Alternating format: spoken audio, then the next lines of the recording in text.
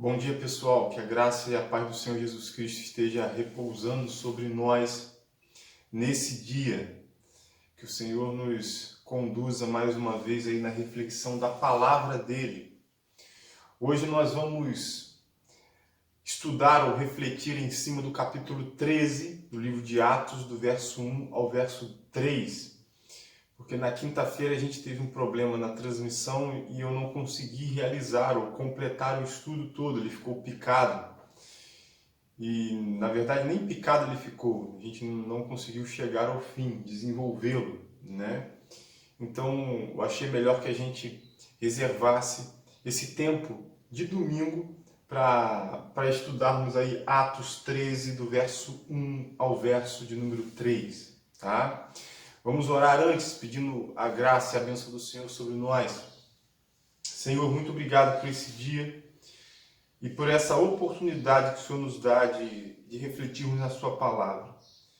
E que o mesmo Espírito que atuou na igreja em Atos dos Apóstolos, atua e atuou no passado, esteja também ministrando ao nosso coração nesse dia as verdades da tua palavra. Essa é a oração que fazemos em nome do Senhor Jesus. Amém. Quais são os atos, palavras e obras que Jesus continua a realizar após a sua ressurreição e após a sua ascensão entre os homens na história, através do Espírito Santo, por intermédio da igreja? No livro de Atos, essa ênfase recai sobre os apóstolos. Esse tem sido o nosso ponto de vista, ou o nosso foco, de olharmos para o livro de Atos como sendo o nascer da igreja na história, no calendário humano, na expressão social, e entendermos que esse movimento, esse tempo, ele é marcado por uma ação do Espírito Santo de Deus, dando continuidade à obra que Jesus iniciou no seu ministério público. No domingo passado, pela manhã, nós estivemos meditando em Atos 12, tá? O que está acontecendo nesse trecho da narrativa de Atos? O que acontece é a descrição do que envolvia o alcance do Evangelho a outros povos, a outras nações. O Evangelho já havia chegado na casa de Cornélio, o Evangelho já estava transpondo as fronteiras judaicas, fronteiras geográficas e culturais também. O Evangelho já estava chegando na terceira maior cidade do império, que era Antioquia.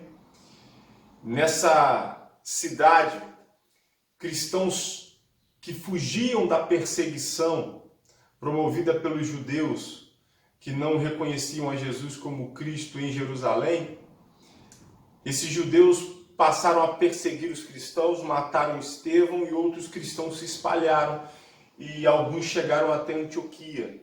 E ali surge de maneira muito espontânea e natural uma igreja. Ninguém levantou um dia dizendo assim: vamos plantar uma igreja em Antioquia. O surgimento dessa igreja é uma ação espontânea do Espírito Santo de Deus. Não existia nenhuma personalidade conhecida no início daquele movimento naquela cidade. Barnabé, então, é enviado pelos apóstolos para ver como que estava acontecendo aquele mover. Ele reconhece que vinha da parte de Deus. Barnabé, então, chama Saulo para que Saulo pudesse ajudá-lo a ensinar, a pastorear aquele povo. Saulo é o apóstolo Paulo. Paulo, até aquele momento, ele não era conhecido pelo seu potencial de empreitadas missionárias. Ele era conhecido, principalmente em Jerusalém, como o judeu que perseguia a igreja de Cristo, que perseguia os discípulos do Senhor Jesus Cristo. Mas após a sua conversão, Paulo vai passar um período pregando, ensinando, mas ele ainda não era o apóstolo Paulo aos gentios. Esse ministério vai começar justamente na igreja de Antioquia. Então, relatado isso para a gente no livro de Atos, o capítulo 12, ele vai mostrar para nós como que existia uma orquestração, uma organização que procurava se opor ao avanço da igreja. Por trás do cenário, o que se tem é uma organização espiritual, é uma oposição espiritual. Só que no palco, no cenário em si, o que Lucas registra para a gente no capítulo 12 é a figura de Herodes, o rei dos judeus, ou aquele que estava governando para o Império Romano, dentro do espaço geográfico em que a nação de Israel havia se situado. Herodes vai mandar matar a Tiago, o líder da igreja. Isso deu popularidade para ele, e ele, como um político corrompido, ele quer fazer o que o povo... ele quer fazer aquilo que é mais popular para a sua imagem política. Então ele manda prender a Pedro para que também Pedro fosse executado. Contudo, o que a história no capítulo 2 diz para nós é que este homem que começou no capítulo 12 matando ao líder da igreja Tiago, ele vai terminar o capítulo 12 sendo então disciplinados, recebendo o juízo de Deus, e a igreja continua a avançar. Ou seja, a figura de Herodes é uma figura da organização social corrompida que se opõe aos propósitos da igreja. E terminamos no domingo passado falando a respeito de algumas lições, algumas conclusões. Primeiro, a história da igreja é composta por tempos contrastantes, expansão e oposição. Esse pêndulo, ele está pendulando constantemente, no livro de Atos. Existem narrativas falando do avanço, do sucesso, do crescimento da igreja. Existem narrativas falando da oposição que a igreja está sofrendo. Contudo, esse pêndulo, ele nunca fica preso na oposição. E mesmo quando está sofrendo a oposição, existe uma ação espiritual gerando a expansão da igreja. Concluímos também que a organização política da sociedade é necessária para a manutenção da ordem, mas ela pode ser corrompida e gerar oposição ao reino de Deus. Claro que o rei Herodes, no capítulo 12, no livro de Atos, ele se comporta de maneira inadequada, de maneira corrompida, ele é tratado como Deus e ele recebe essa glória. É claro que Herodes, ele, em seu exercício político, ele estava corrompido. Contudo, isso não significa dizer que a organização política em si não é necessária para a manutenção da ordem na sociedade, Então, para nós, a ideia de que a política é do diabo, isso não cola, tá? O exercício político, a organização política é uma necessidade daqueles que vivem na cidade, vivem na polis, vivem uma experiência comunitária. Como é que a gente faz para viver juntos, sem nos mutilarmos, sem nos agredirmos, sem desrespeitar os direitos uns dos outros? Então, essa organização política é necessária. Contudo, o que a gente vê aqui na história é que ela está sempre sendo corrompida, oprimindo o povo, oprimindo os cidadãos, mas também trazendo oposição para os propósitos e interesses do reino de Deus. E em terceiro e último lugar, nós vimos que nenhum homem, instituição, poder político ou demônios podem impedir a expansão do reino de Deus, Porque, como eu já disse, o livro de Atos, no capítulo 12, começa com a figura de Herodes mandando prender os cristãos e matando os líderes. Contudo, o capítulo 12 termina dizendo que esse Herodes morreu, mas a igreja que ele perseguia continuava a avançar com a palavra do Evangelho. E prova disso é que na igreja ou na cidade de Antioquia existia uma igreja no meio de uma cidade culturalmente diversa, num contexto fora de Jerusalém, num contexto que está para além da cultura judaica, onde pessoas que não eram judeus estavam ouvindo o Evangelho e aceitando e se achegando a essa comunidade. Então o livro de Atos está querendo dizer para nós, está vendo como que a igreja não para de avançar? É como se Lucas estivesse dizendo para nós assim agora. Você lembra da igreja de Atos, ou melhor, da igreja de Antioquia, que eu falei anteriormente, que Barnabé e Paulo foram lá ensinar? Então, prova de que o evangelho continuava a crescer é que essa igreja ela está envolvida em um movimento muito interessante. Eu vou contar isso para vocês.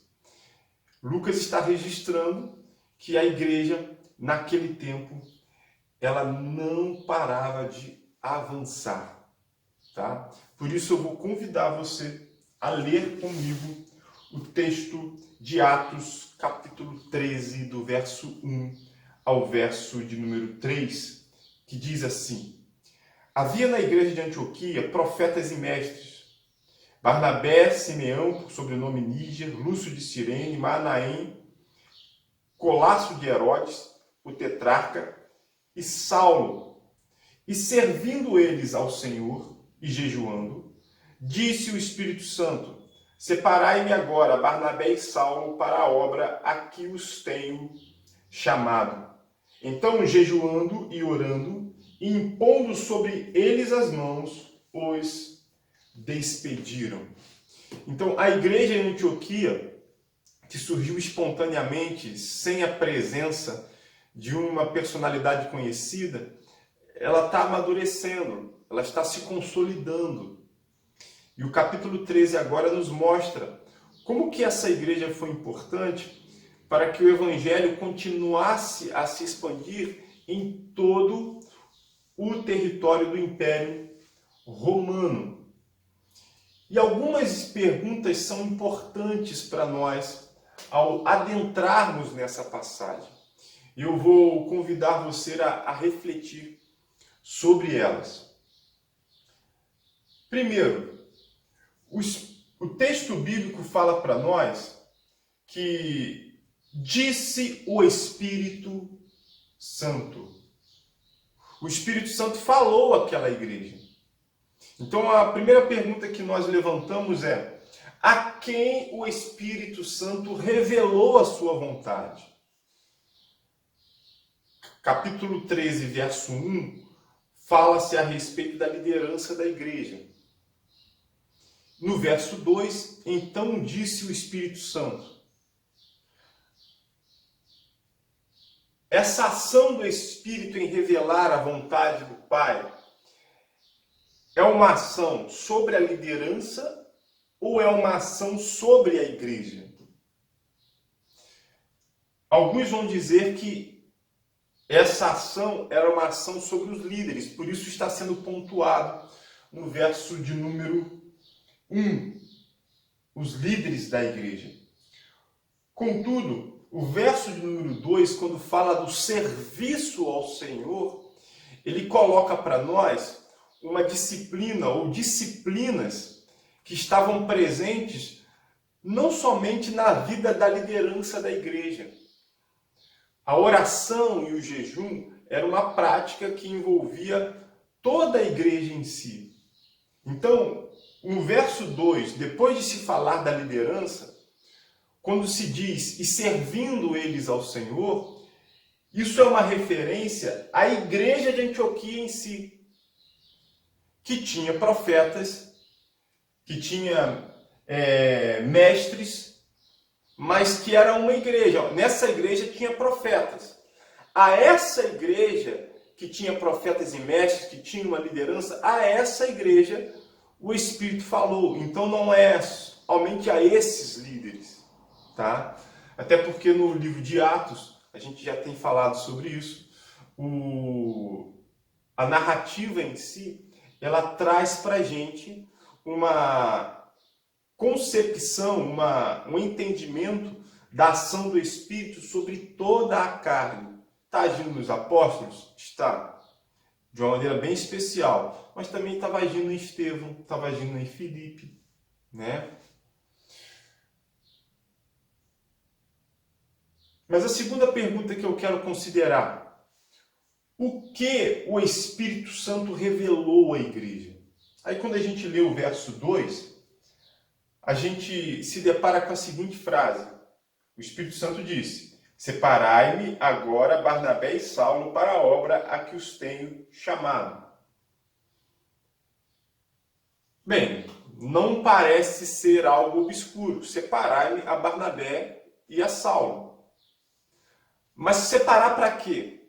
Aí o final da expressão: para a obra que os tenho chamado.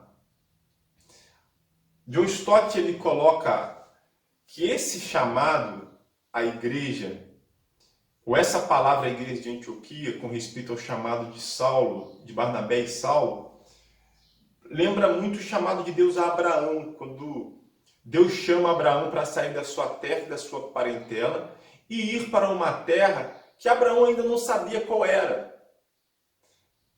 A ordem é: sai. Mas para onde?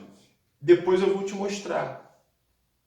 John Stott fala que a natureza da obra que Paulo e Barnabé tinham diante deles era uma natureza que provavelmente não era ainda conhecida em todos os seus aspectos.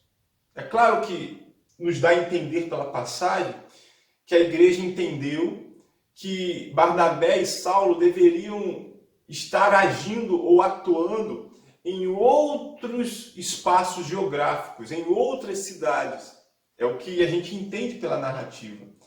Mas qual que é a natureza dessa obra em si? Ou qual são os detalhes, as nuances que envolvem essa atividade?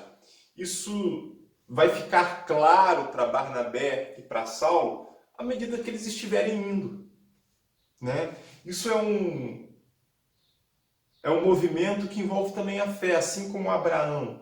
Ele precisou sair da sua terra, da sua parentela, sem saber para onde ia, confiando de que Deus o mostraria. Aqueles que se dispõem ao trabalho no reino de Deus, eles também vão ser ensinados na caminhada a respeito da natureza da obra deles. Eles sabem que são separados, sabem que são chamados, se dispõem a ir, mas algumas coisas eles só vão ter o discernimento em si à medida que estão na empreitada, à medida que estão no caminho. Terceira pergunta: como foi revelado o chamado de Deus?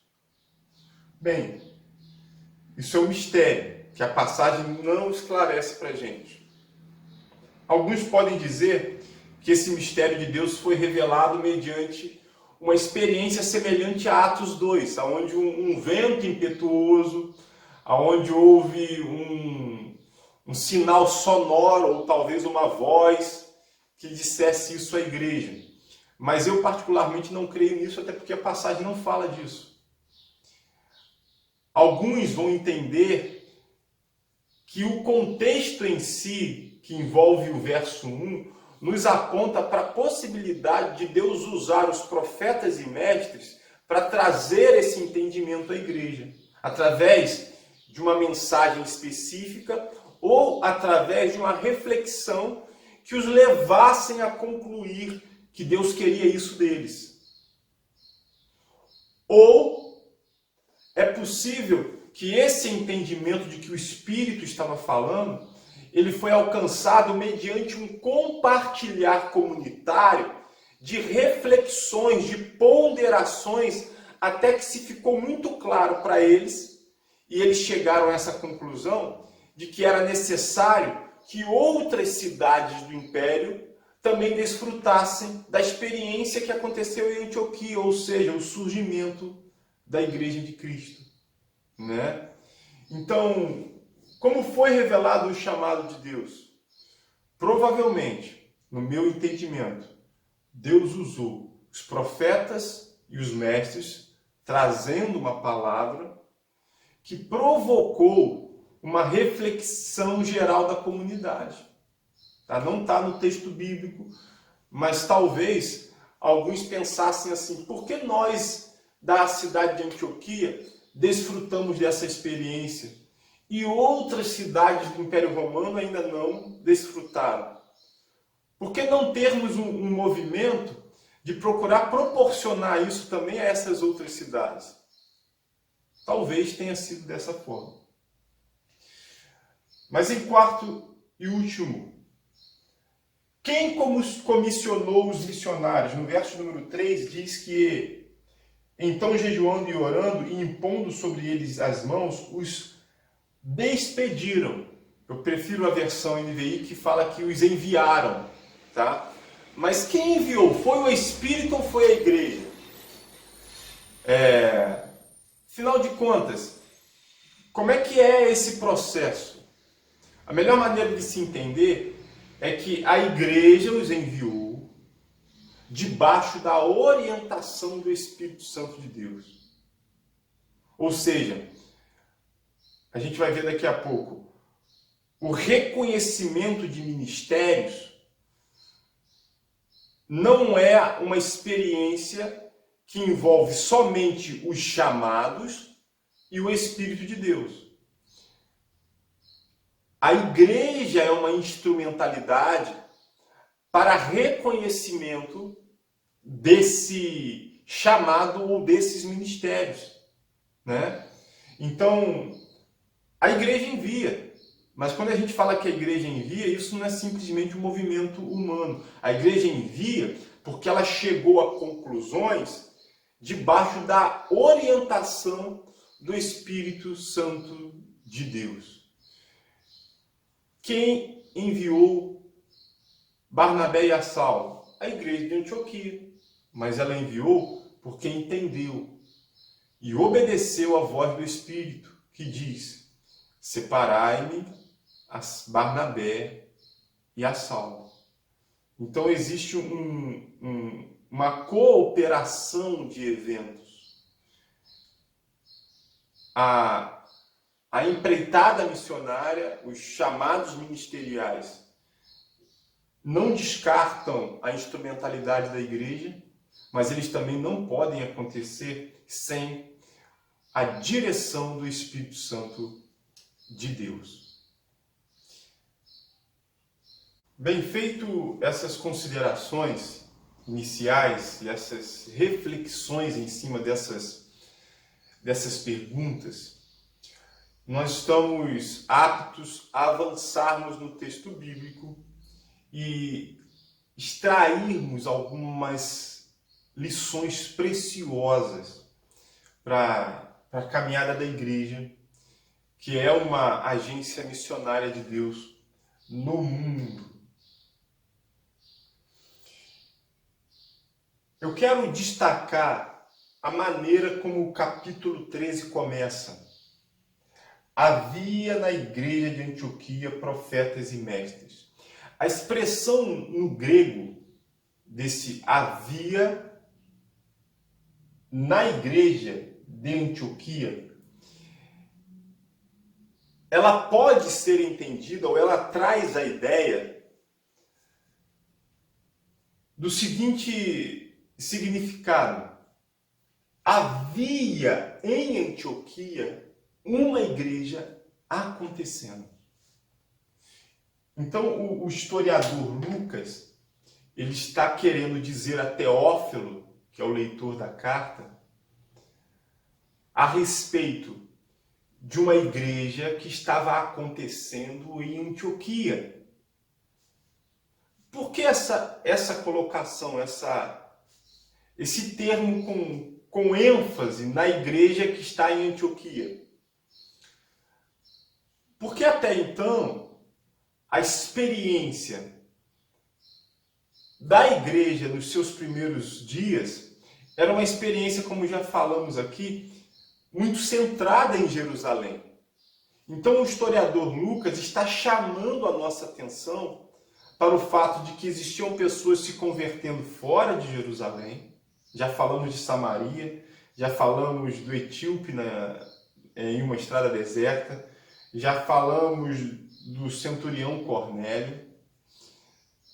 E olha só, a prova de que a igreja de Cristo estava acontecendo no mundo é que na terceira maior cidade do Império Romano, uma igreja estava acontecendo. Ela surgiu, ela teve os seus primeiros momentos de pessoas se ajuntando mediante a proclamação. Essa igreja ela vai ser consolidada pelo ensino.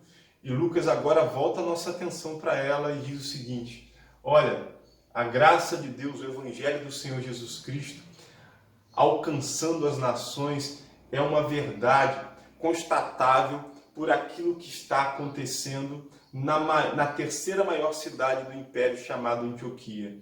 Olha só, tem uma igreja acontecendo lá. Agora, como que essa igreja estava acontecendo? Como que ela estava sendo consolidada, e mais do que consolidada, como ela ainda está partindo agora para movimentos que estão fazendo ela olhar para fora da cidade de Antioquia. Como que essa igreja acontecia? Primeiro, pela presença e atividade da liderança. O verso primeiro nos chama a atenção de que nessa igreja existia uma liderança. Existiam líderes, profetas e mestres. Aí vai falar o nome deles: Barnabé, Simeão, por sobrenome Níger, Lúcio de Cirene, Manaém, Colácio de Herodes, o tetrarca, e Saulo. Repare que no capítulo 11 não há uma referência aos outros líderes a não ser a Paulo e Barnabé.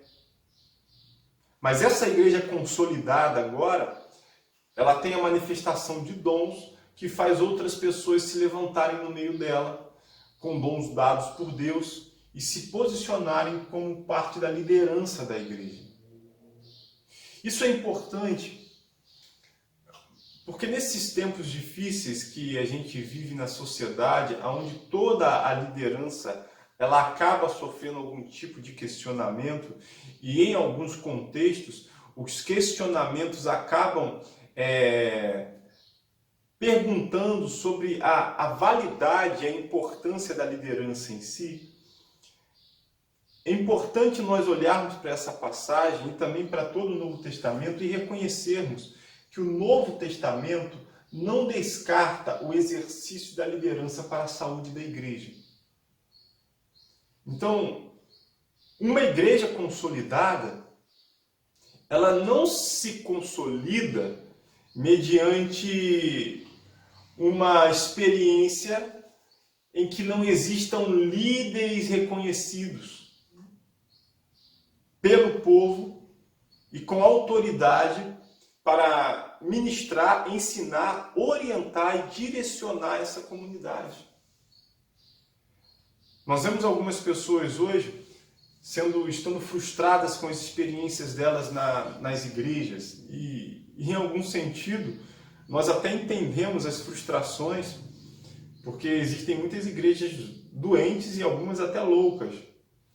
Mas o fato de existirem líderes opressores não significa que Deus esqueceu de levantar líderes com o coração voltado para Ele.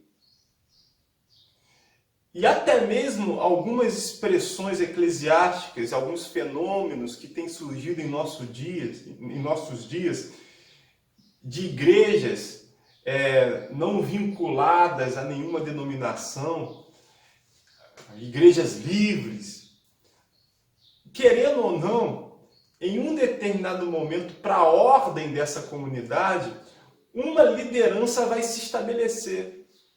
Necessariamente não vai ser pelo voto, não vai ser pela nomeação, mas vai ser pela necessidade. Uma pessoa que tenha isso dentro dela como algo dado por Deus, ela vai começar a exercer o seu dom.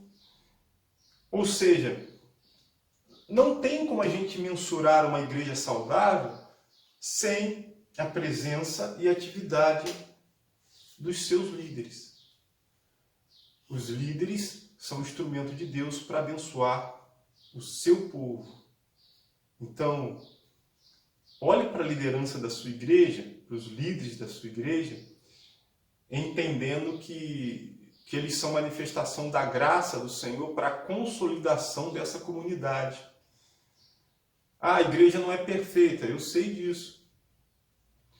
Mas a imperfeição da igreja não está associada à liderança em si. É claro que em alguns casos os líderes adoecem a igreja, mas a doença da igreja, ou melhor dizendo, as imperfeições da igreja, elas advêm muito mais da imperfeição de todos os homens que compõem.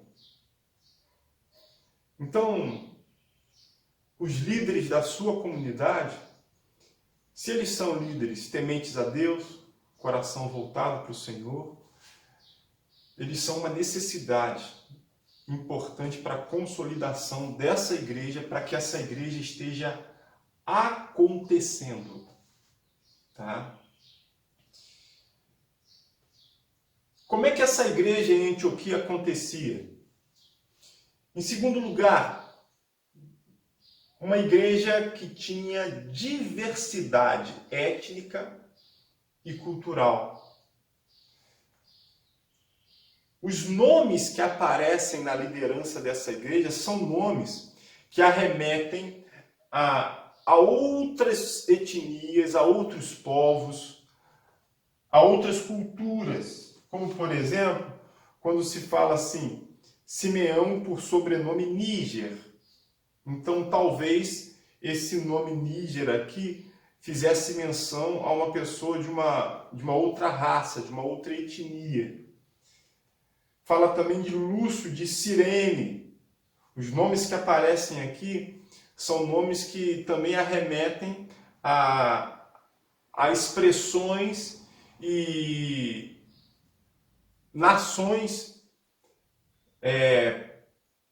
presentes no Império Romano. Mas além da questão da raça, da etnia, da origem natural do indivíduo, olha só o que diz ainda o texto. O texto fala de Manaém, que foi colasso de Herodes. Colasso de Herodes por quê? Porque Manaém foi alguém criado como irmão de leite de Herodes, ou seja, alguém que tinha acesso ao palácio, alguém que tinha acesso à corte, ou seja, alguém que fazia parte de um status social da sociedade daquela época. Então repare que a igreja em Antioquia era uma igreja marcada por diversidade. Existiam judeus na liderança, como no caso de Saulo, mas existiam pessoas também de outras raças, existiam pessoas de nível social elevado, existiam pessoas de culturas diferentes. Ou seja, a igreja de Antioquia, ela é um reflexo da própria cidade, uma cidade diversificada, uma grande cidade marcada por diversidade, tem uma igreja que também reflete essa diversidade social da cidade. Para a gente conviver junto como igreja, necessariamente a gente não precisa ter as mesmas origens sociais, étnicas, culturais. A gente não precisa ter nem mesmo o mesmo gosto. A gente precisa ter o mesmo Senhor em Cristo e o mesmo Espírito. A gente pode desfrutar do milagre da unidade em meio à diversidade. Eu sei, por exemplo, que existem algumas estratégias missionárias que procuram atingir um grupo específico de pessoas, né? Por exemplo, existem algumas estratégias missionárias que são voltadas para alcançar atletas, né? E eu creio que ela tem o seu lugar e tem a sua importância como movimento missionário da igreja. Agora, ter-se um movimento missionário para alcançar atletas ou para alcançar a classe A, B ou C, não significa criarmos uma igreja que seja exclusivamente para esses grupos citados. É claro que como seres humanos, a gente acaba, de maneira muito natural, se aproximando de pessoas que têm uma certa similaridade conosco. É claro que isso é natural, gente. Isso não é pecado, não. Tá? O problema é quando essas pessoas, elas, pela similaridade que têm, elas fecham a possibilidade da convivência com os diferentes. Né? Ah, não, já que a gente é atleta, então a gente vai fazer uma igreja que só aceita atleta. Né? Não, a gente pode ter um movimento que procura alcançar os atletas, uma proposta missionária. Mas estes, uma vez alcançados, eles devem entender que a igreja que acontece em meio a uma diversidade.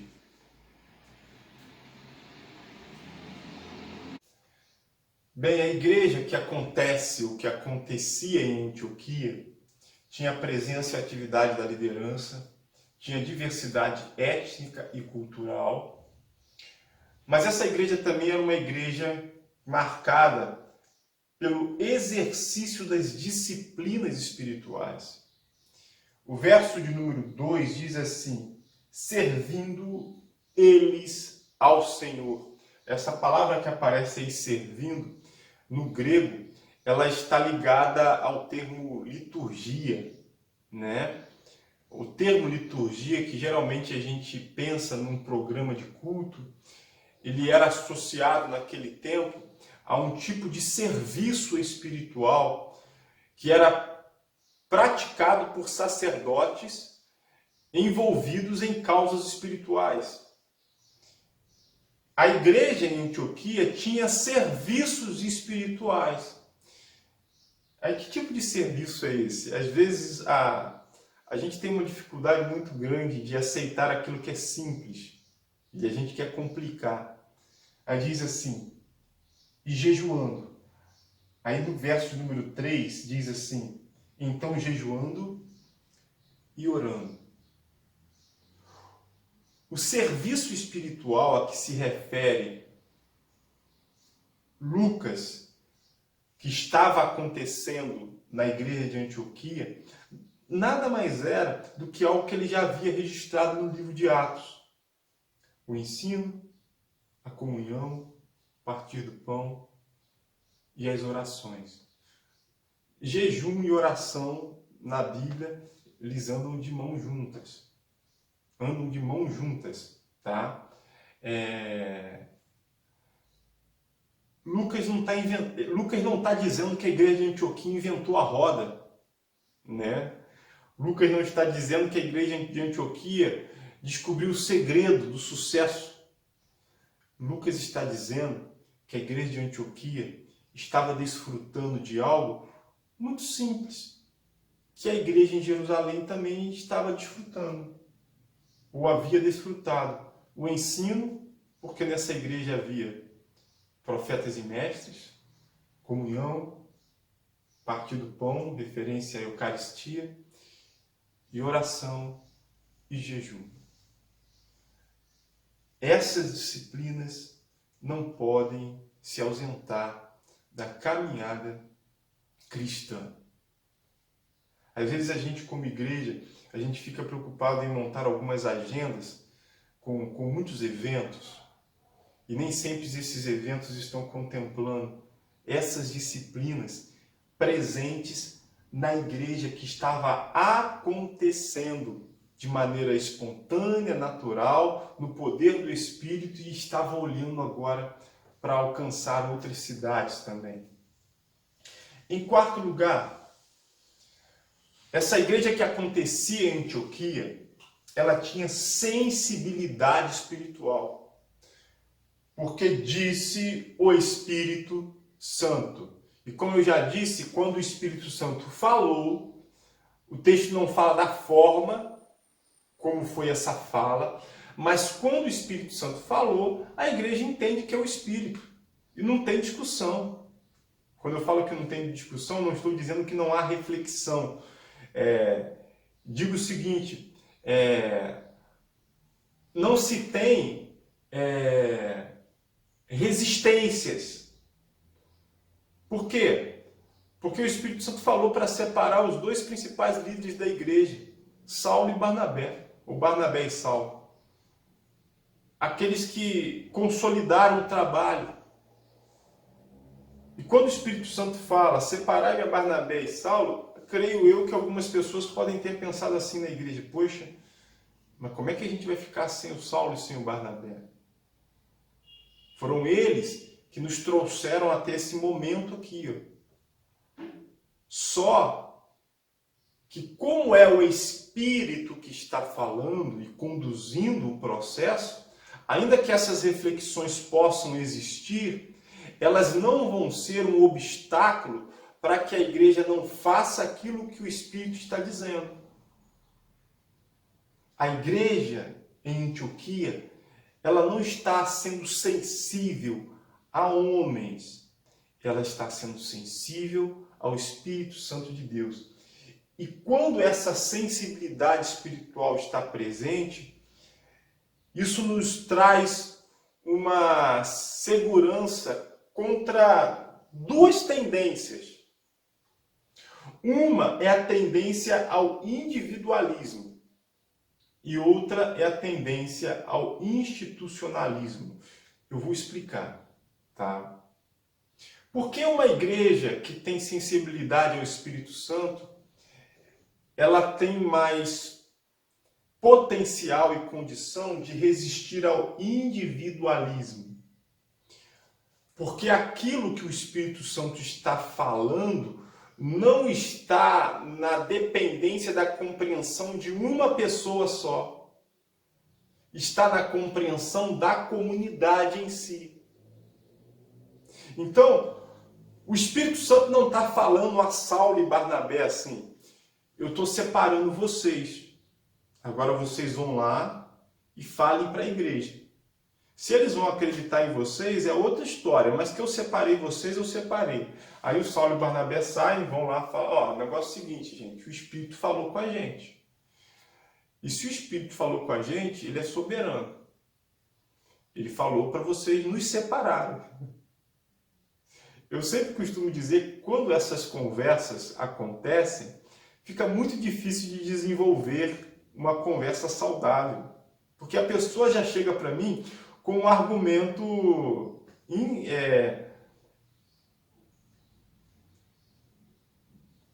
soberano. Deus falou comigo.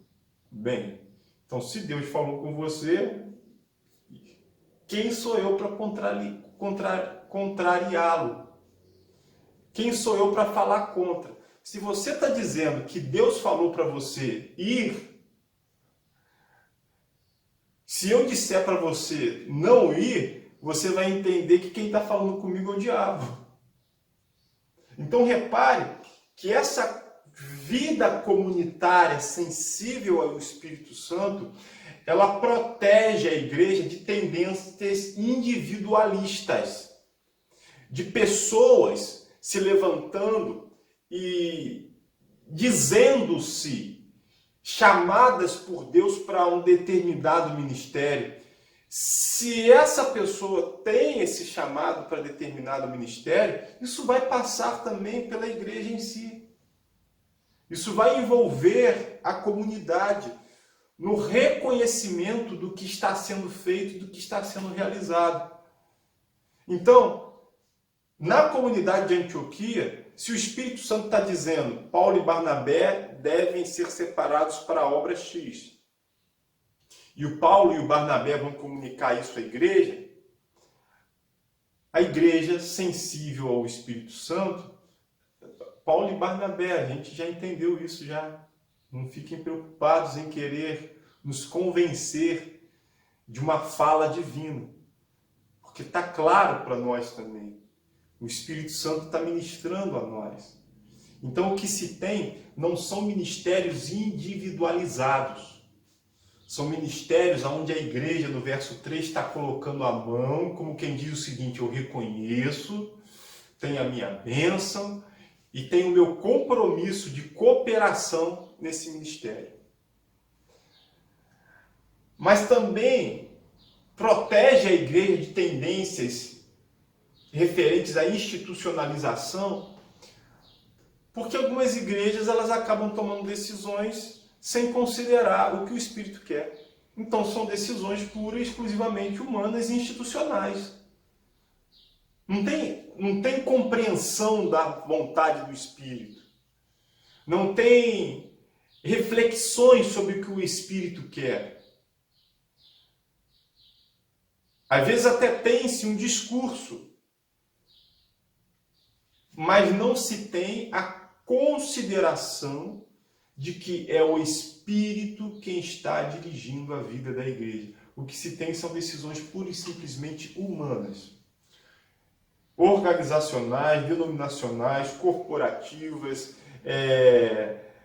democráticas, mas não necessariamente ação do Espírito de Deus. A igreja sensível ao Espírito Santo, ela está resistindo às tendências individualistas que fazem surgir ministérios individualistas, e essa igreja sensível ao Espírito Santo, ela fica livre do institucionalismo. Somos uma organização, somos uma instituição, mas antes disso somos uma igreja a quem o Espírito Santo fala e dirige. Mas em último lugar, a igreja em Antioquia era uma igreja que acontecia pela presença da liderança, pela diversidade étnica e cultural, pelos exercícios das disciplinas espirituais, pela sensibilidade espiritual de ouvir o que o Espírito quer, mas em último lugar, pela consciência missionária.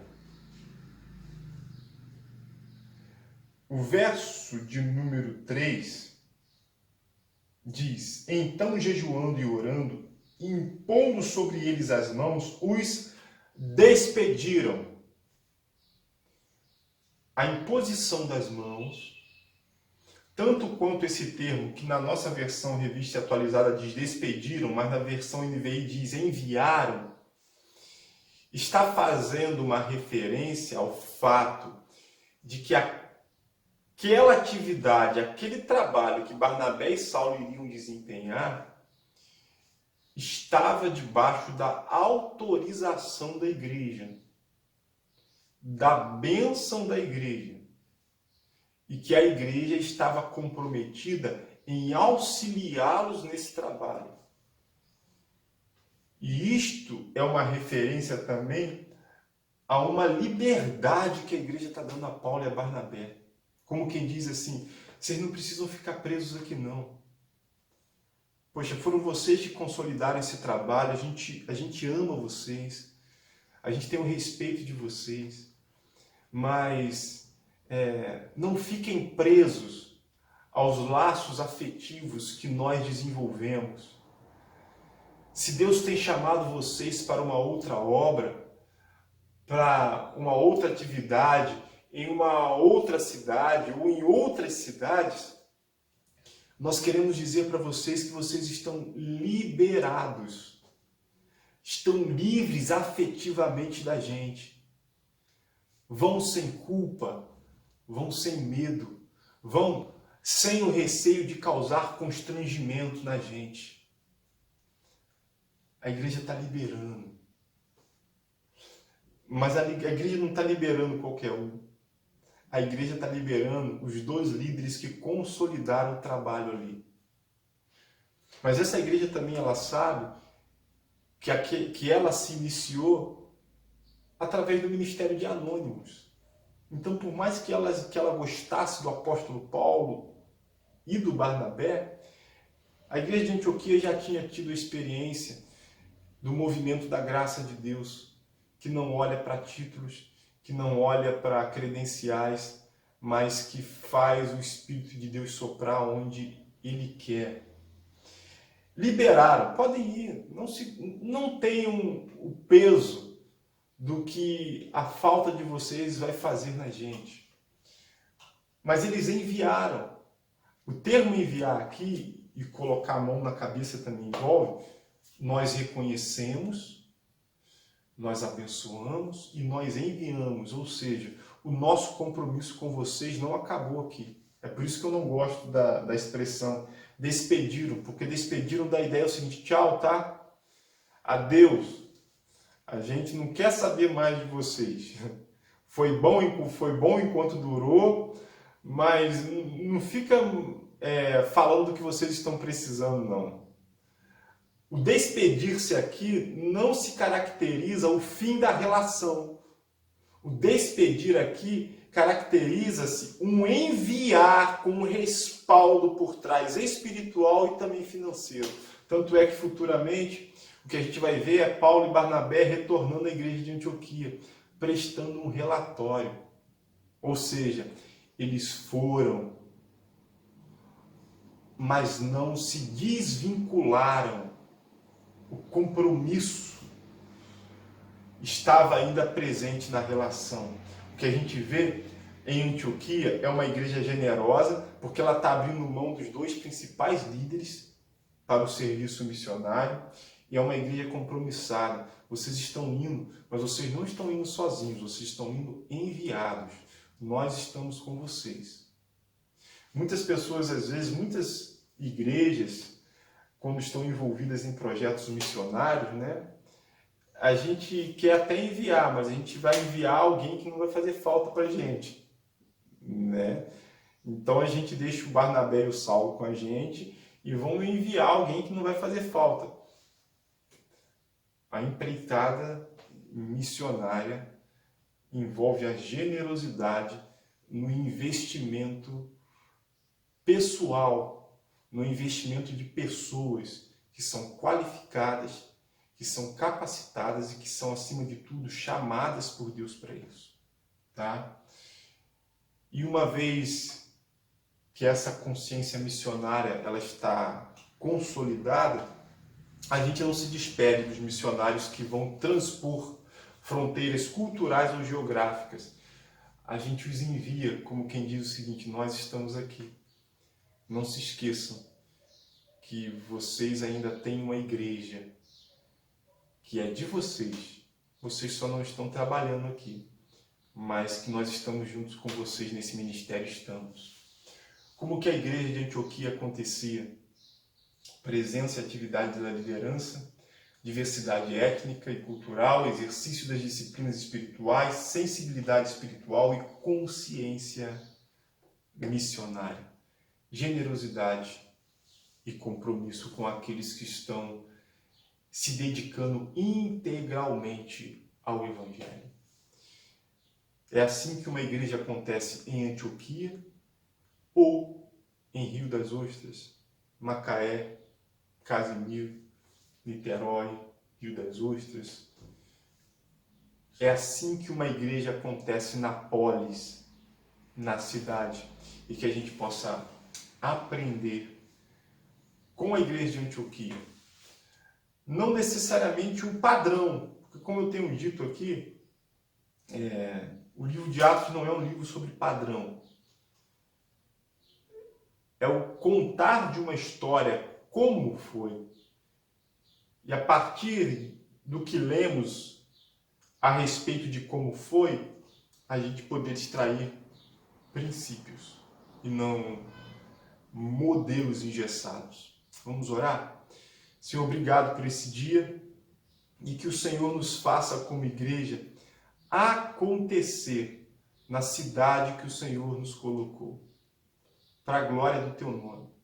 E ao acontecermos na cidade onde o Senhor nos colocou, a gente também possa cooperar para que o Evangelho possa acontecer em outras cidades, em outras nações, sendo generosos e compromissados com empreitadas missionárias que estão acontecendo ao redor do mundo.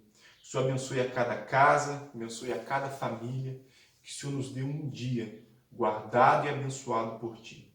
Essa é a oração que fazemos, em nome do Senhor Jesus. Amém. Querido, Deus abençoe a sua vida, a sua caminhada, tá bom? E lembrando que daremos continuidade aos nossos estudos aí na quinta-feira, tá? Quinta-feira, damos sequência ao estudo bíblico de Atos e domingo de manhã na nossa escola bíblica dominical também, tá? Forte abraço e que Deus possa abençoar grandemente a sua vida e a sua família.